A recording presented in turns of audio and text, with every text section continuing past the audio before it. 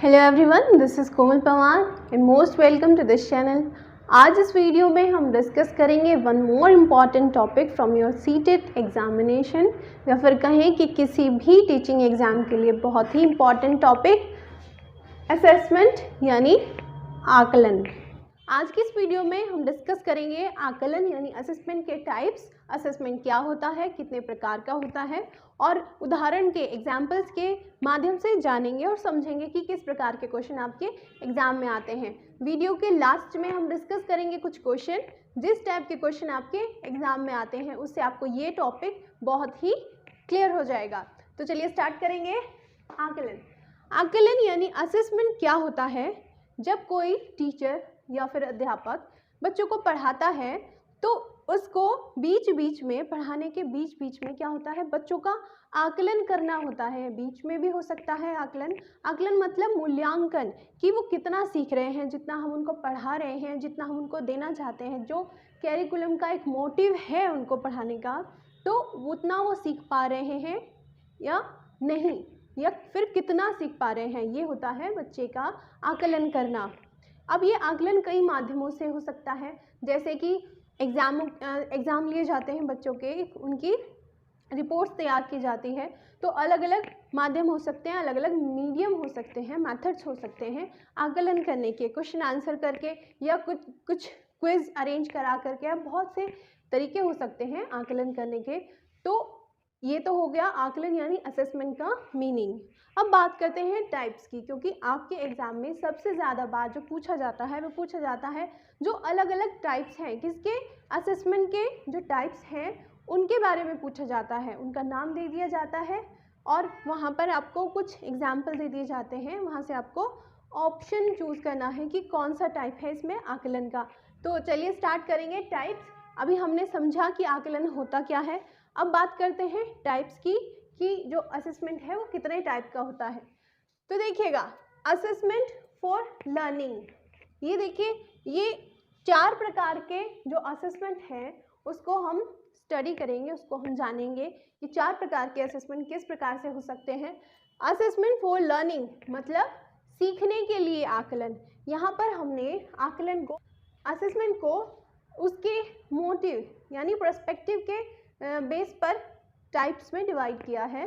तो पहला जो टाइप हो जाता है असेसमेंट के मोटिव के बेस पर, वो हो जाता है असेसमेंट फॉर लर्निंग, मतलब कि सीखने के लिए आकलन करना। तो अब ये क्या है कि सीखने के लिए आकलन करना। दूसरे टाइप में असेसमेंट ऑफ लर्निंग, सीखने का आकलन करना। देखिए, बहुत ही माइनर सा डिफरेंस है जो कि आपको समझना है।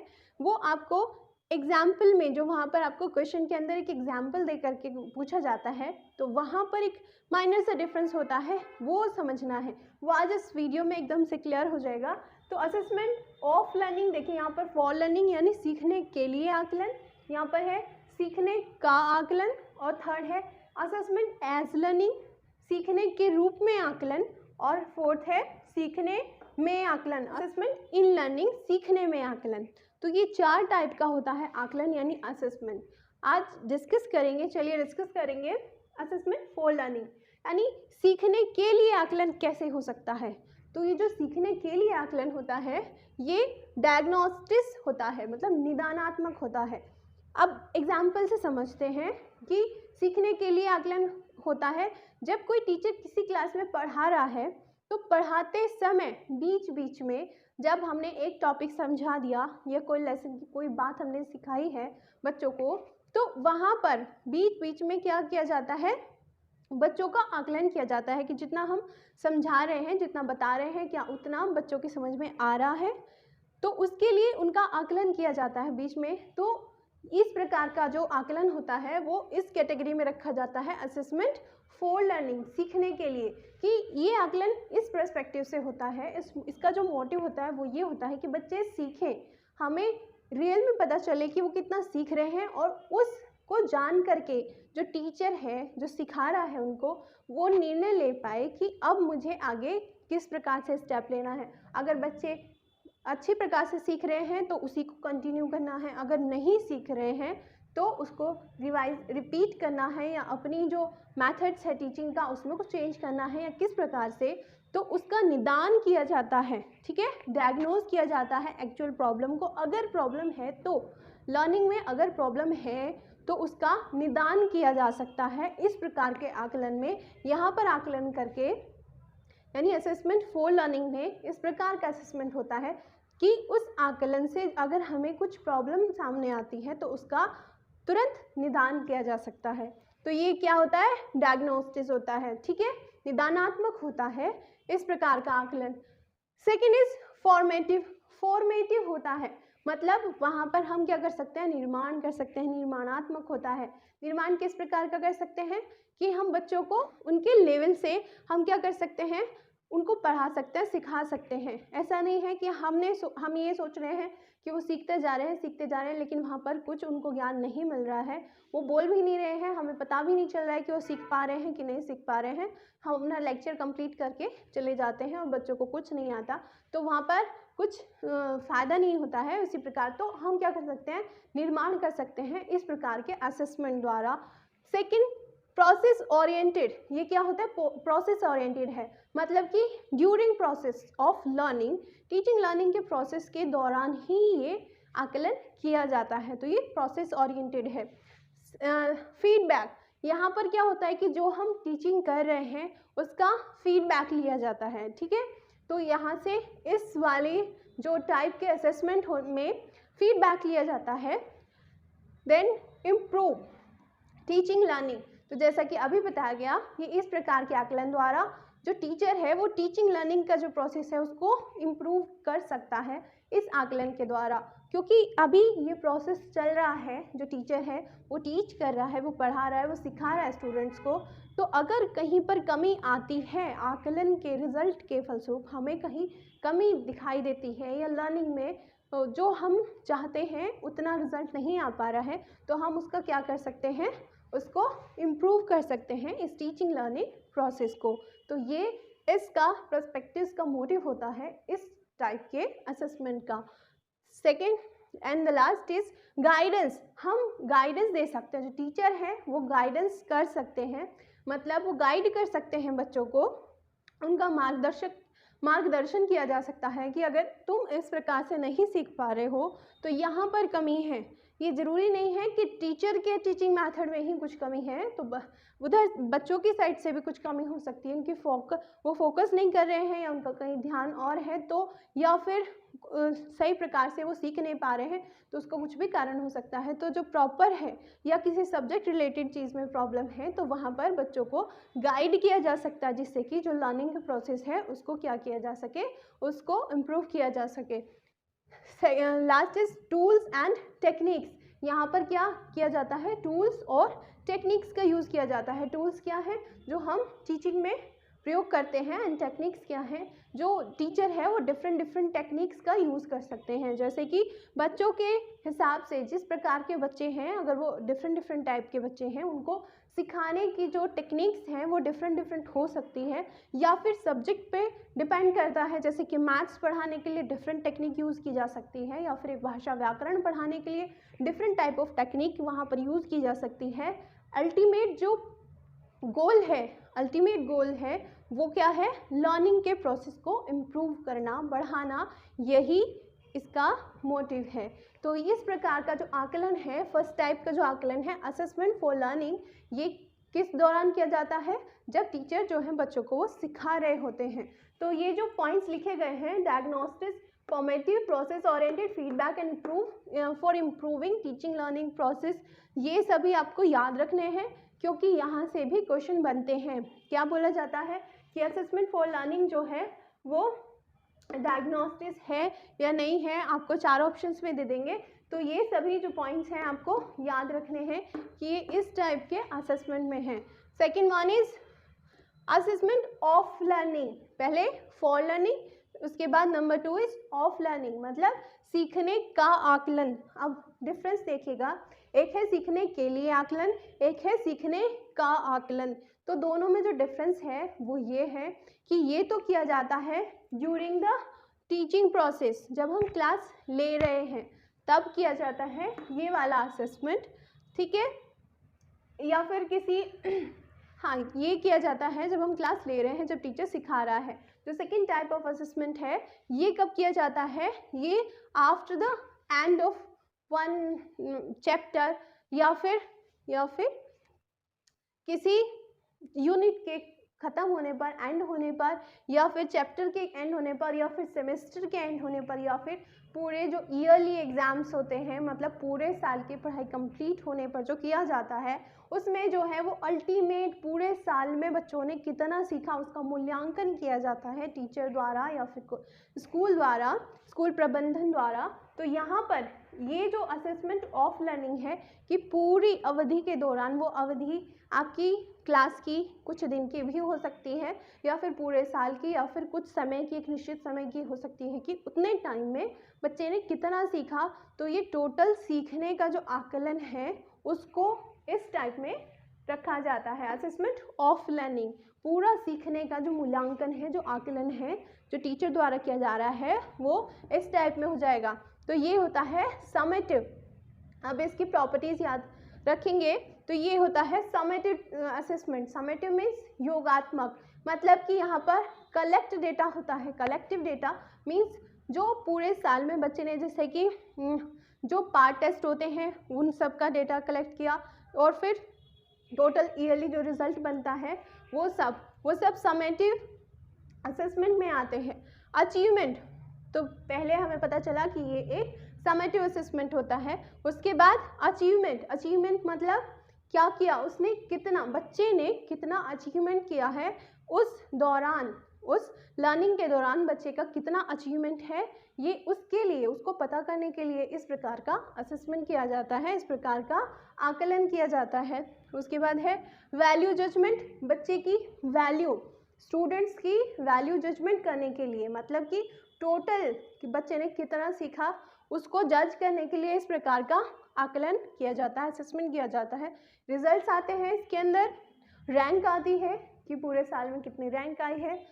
उसके बाद ये कब होता है, at the end of unit, कोई एक यूनिट खत्म होने के बाद भी लिया जा सकता है, जैसे कि टेस्ट होते हैं कि पूरी यूनिट खत्म हो जाएगी उसके बाद अब सबका टेस्ट लिया जाएगा, तो ये उसी प्रकार के आकलन में आ जाएगा। फिर या फिर चैप्टर के बाद लिया जा सकता है, फिर पूरे सेमेस्टर के बाद जो एग्ज़ाम्स होते हैं या फिर पूरे ईयरली जो एग्ज़ाम्स होते हैं वो सभी असेसमेंट ऑफ लर्निंग के अंदर आ जाते हैं। या फिर इसके अंदर इसकी कमी मान लीजिए, इसकी विशेषता मान लीजिए, जो भी मान लीजिए, नो फीडबैक, मतलब यहाँ पर कोई फीडबैक नहीं होता है। ये जो इस प्रकार का आकलन है ये फाइनल असेसमेंट है, मतलब ये आपने पूरे प्रोसेस, टीचिंग लर्निंग पूरे प्रोसेस के में जितना सीखा है उसका जजमेंट है, उसका पूरा आकलन है। मतलब कि ईयरली एग्जाम्स के बाद ये फिक्स हो जाएगा कि आपने इस साल में इतना सीखा, वहाँ पर आपसे कोई फीडबैक नहीं लिया जाएगा कि अब आप इसमें सुधार कर लीजिए, नहीं इसको ऐसा कर लीजिए। अब जितने मार्क्स आ गए हैं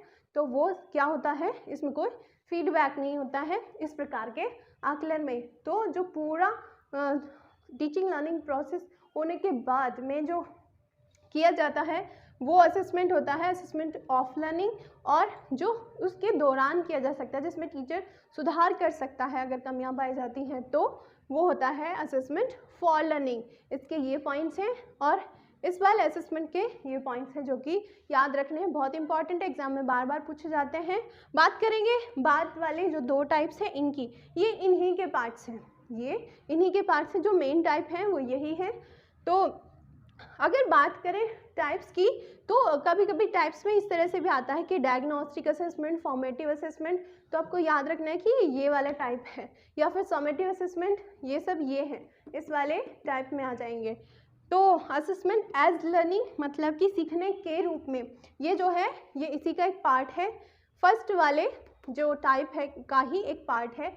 बस यहाँ पर एक डिफरेंस क्या है, जो मेन डिफरेंस है वो ये है कि ये उस दौरान ही होगा जब टीचर पढ़ा रहा है, जब सिखा रहा है, जब सीखने की प्रक्रिया चल रही है, उसी दौरान ये वाला आकलन होता है। लेकिन यहाँ पर ये जो आकलन किया जाता है वो शिक्षक द्वारा, टीचर द्वारा किया जाता है, बच्चों का या फिर लर्नर्स का।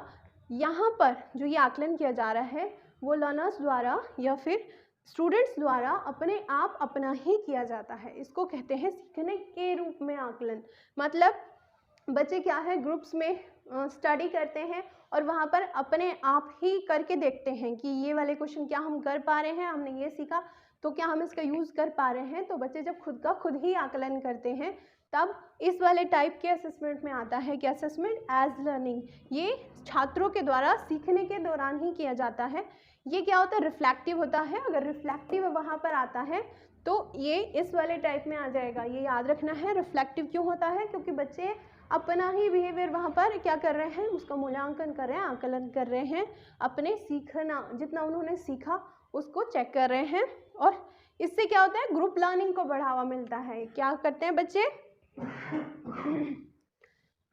ग्रुप्स में सीखते हैं और इनके जो सीखने का जो गति है वो बढ़ जाती है इस टाइप के आकलन से।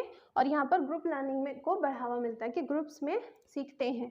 उसके बाद बात करें अगले टाइप की, तो ये है असेसमेंट इन लर्निंग। सीखने में असेसमेंट यानी सीखने में आकलन।